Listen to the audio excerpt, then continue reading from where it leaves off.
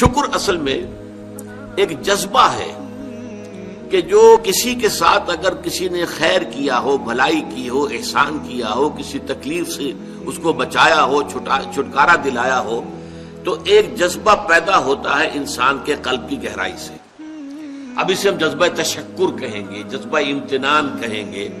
یہ قلب کی گہرائی سے ابھرتا ہے اور پھر زبان پر بھی آتا ہے. آپ کا شکریہ، میں آپ کا شکریہ ادا کرتا ہوں. یہ شکر جو ہے در حقیقت یہ فطرت کی صحت کی علامت ہے. اگر فطرت صحیح ہے تو شکر لازماً ہوگا، اور اگر شکر نہیں ہے تو معلوم ہوا کہ فطرت مسخ ہو چکی ہے. آپ کے ساتھ کسی نے بھلائی کی اور آپ کے اندر یہ جذبہ بھی پیدا نہیں ہوا. یہ تو حیوانات تک کے اندر ہے.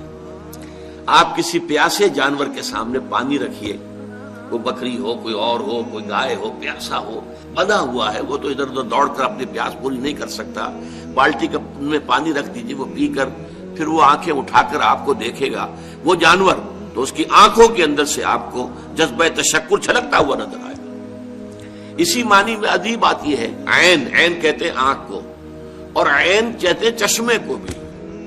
عرب کہتے تھے عین شکرا، وہ چشمہ جس میں سے پانی خود بخود ابل رہا ہو، نکل رہا ہو نیچے سے، زمین سے ابلتا ہو، عین شکرا.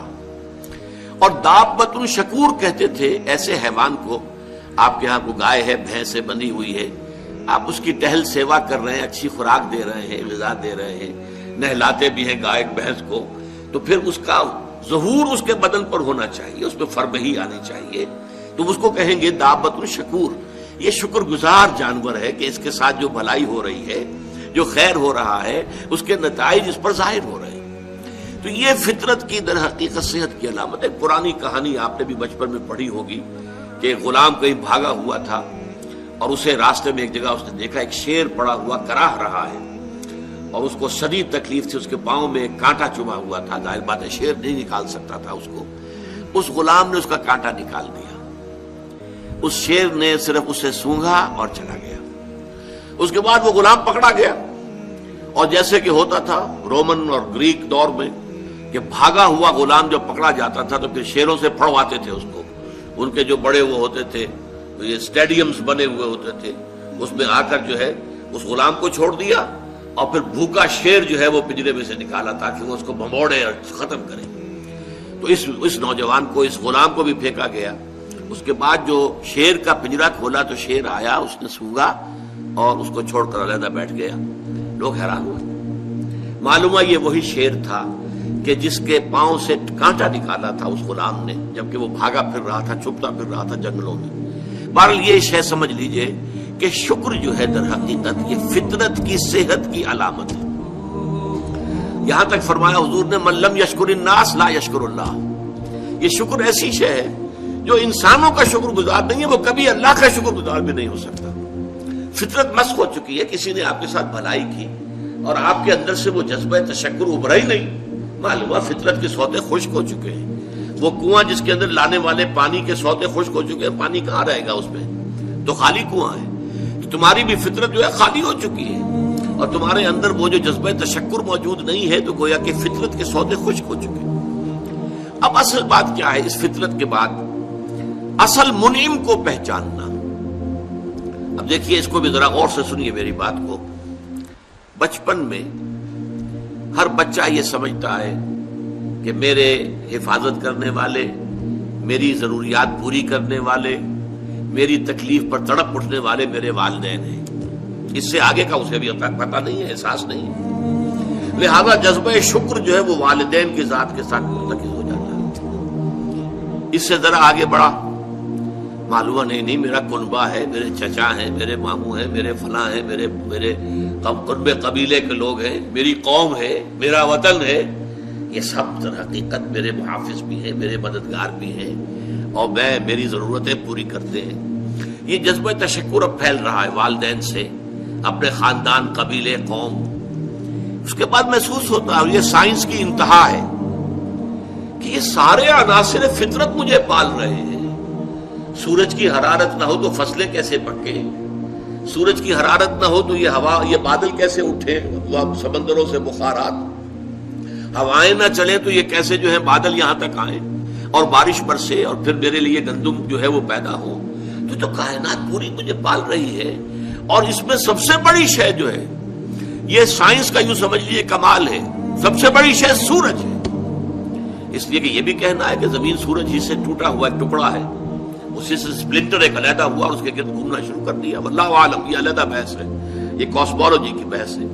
لیکن یہ ہے کہ بہرحال ہم جانتے ہیں یہ شکر کا جذبہ پھر آ کر مرتکز ہوتا ہے یہ تمام مظاہر فطرت کے اوپر. اب اس کے بعد صرف ایک چھلانگ لگانے کی ضرورت ہے، وہ چھلانگ جو حضرت ابراہیم نے لگائی تھی. سورہ انعام میں ذکر ہے، انہوں نے ایک تارے کو دیکھا تو کہا اچھا شاید یہ میرا رب ہے. جب وہ ڈوب گیا، غروب ہو گیا، تو نہیں میں تو غروب ہونے والے کو تو رب نہیں مان سکتا. پھر چاند کو دیکھا، وہ بڑا روشن تھا، بہت بڑا تھا، اچھا یہ رب ہے.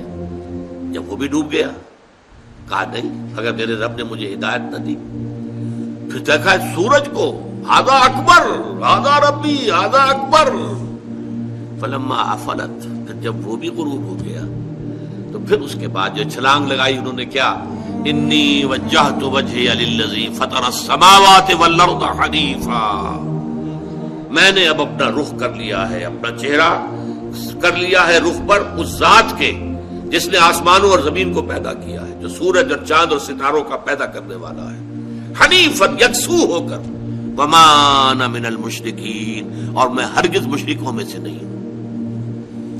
یہ ہے عقل کی آخری چھلانگ. سورج بھی ایک نظام میں جکڑا ہوا ہے، کسی اور نے اس کا نظام بنایا ہے، اس کی حیثیت کچھ ہے ہی نہیں. اس پوری کائنات کی وسعت اور پہنائی میں یہ جو خورشید منور ہے یہ کیا ہے؟ یہ ایک ذرے کے مانند ہے، پوری کائنات کی ہے. Billions and billions of galaxies, اور ہر گیلیکسیز میں بلینز اور بلینز آف سٹارز. اندازہ تو کیجئے اس کی وسعت کا کوئی تصور ممکن ہے؟ انسان کو چکر آتا ہے. یہ تمام جو ہے اعداد و شمار جو یہ آتے ہیں ہمارے سامنے ایسٹرونومی میں، چکر آتا ہے. سورج کی کیا حیثیت ہے؟ ہاں ایک ہستی ہے کہ جس نے ان سب کو جکڑا ہوا ہے، جس کے نظام میں ہے، جس کے قانون کے اندر یہ جکڑے ہوئے ہیں. بحسبان، یہ ایک حساب کے ساتھ چل رہے ہیں اور حساب کسی نے معین کیا ہوا ہے. یہ ہے در حقیقت عقل کا کام، یعنی فطرت کی سلامتی، جذبہ تشکر. شکر کس کا؟ سب سے بڑی بات اللہ کا شکر. اس کے انعامات، اس کے احسانات. اس نے تمہیں پیدا کیا، تمہاری ضرورت کی چیزیں پیدا کی. ان تعدوا نعمت اللہ لا تحصوها، اگر تم اللہ کی نعمتوں کو گننا چاہو کبھی احسان نہیں کر سکتے، کبھی ان کی گنتی نہیں کر سکتے. اس کے لیے تمہارا جذبہ شکر جو ہے وہ ڈھل جانا چاہیے جذبہ عبادت میں.